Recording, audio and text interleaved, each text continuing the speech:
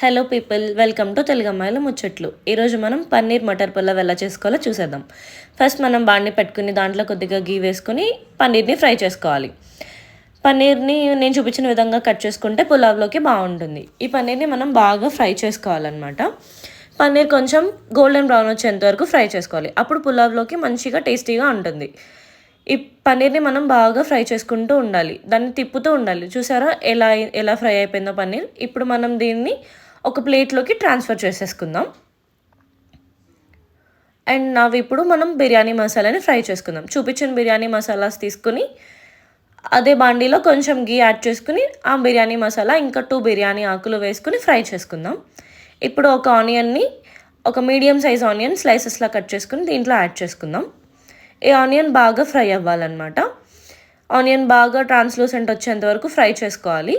ఇప్పుడు మనం బియ్యం వాష్ చేసుకుందాం. నేను 2 గ్లాసెస్ ఆఫ్ బాస్మతి రైస్ తీసుకుంటున్నాను. దీన్ని వాష్ చేసుకుని పక్కన పెట్టుకుందాం. ఇప్పుడు ఆనియన్లో మనం 3 పచ్చిమిర్చి యాడ్ చేద్దాం. ఈ బిర్యానీలో మనం వేరే ఏ కారం యాడ్ చేయం. పచ్చిమిర్చి ద్వారానే మనకి కారం వస్తుంది అనమాట. సో దాన్ని బట్టి మీరు యాడ్ చేసుకోవచ్చు పచ్చిమిర్చి.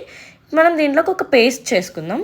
కొద్దిగా వెల్లుల్లి, పచ్చిమిర్చి, కొన్ని గసగసాలు, జీడిపప్పు, పుదీనా, ఇంకా అల్లం. దీన్ని మనం కొంచెం వాటర్ యాడ్ చేసుకుని పేస్ట్ లాగా చేసుకోవాలి. ఇప్పుడు మనం ఇందాక ఫ్రై చేసుకున్న ఆనియన్లోకి బఠానీలు యాడ్ చేసుకుందాం. పచ్చి బఠానీ నేను ఫ్రోజన్ యూస్ చేసుకున్నాను. మీ దగ్గర నార్మల్ ఉంటే అవి యూస్ చేసుకోవచ్చు.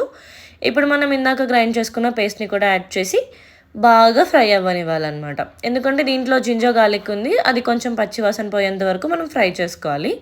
ఇప్పుడు దీంట్లో పుదీనా, ఇంకా ధనియా జీరా పౌడర్, ఒక 1/2 స్పూన్ గరం మసాలా, ఇంకా ఉప్పు ఇవి యాడ్ చేసుకుని కొద్దిగా కసూరి మెతి కూడా యాడ్ చేసుకోవాలి. ఇప్పుడు మనం కసూరి మెతిని బాగా క్రష్ చేసి యాడ్ చేసుకోండి.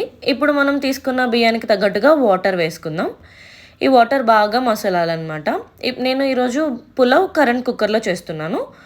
సో ఇందాక మనం బియ్యం వాష్ చేసుకున్న బౌల్లో ఈ మసులుతున్న వాటర్ని మనం యాడ్ చేసేసుకోవాలన్నమాట. ఇప్పుడు చూసారు కదా, నేను ఆ వాటర్ని దీంట్లో యాడ్ చేసేసాను. ఇప్పుడు మనం దీంట్లో ఇందాక మనం ఫ్రై చేసి పెట్టుకున్న పన్నీర్ని కూడా యాడ్ చేసుకోవాలి. పన్నీర్ యాడ్ చేసుకుని బాగా మనం దాన్ని మిక్స్ చేసుకుని ఇప్పుడు మనం దీన్ని కరెంట్ కుక్కర్లో పెట్టేసుకుందాం. ఇది 2-in-1 రైస్ కుక్కర్ అనమాట. మనం దీంట్లో బేకింగ్ అవన్నీ కూడా చేసుకోవచ్చు. నేను ఈరోజు పులావ్ చేస్తున్నాను. దీన్ని మనం రైస్ మోడ్లో పెట్టుకుని కుక్ చేసుకోవాలి. నేను దీన్ని రైస్ మోడ్లోకి ట్రాన్స్ఫర్ చేస్తున్నాను. రైస్ మోడ్లో పెట్టుకుని మనం ఆన్ చేసుకుంటే ఒక 20 to 25 మినిట్స్లో మన పులావ్ అనేది రెడీ అయిపోతుంది అనమాట. వేడివేడిగా పులావ్ అనేది రెడీ అయిపోయింది. చూసారు కదా, మీకు నచ్చినట్టయితే like, share and please subscribe to our channel.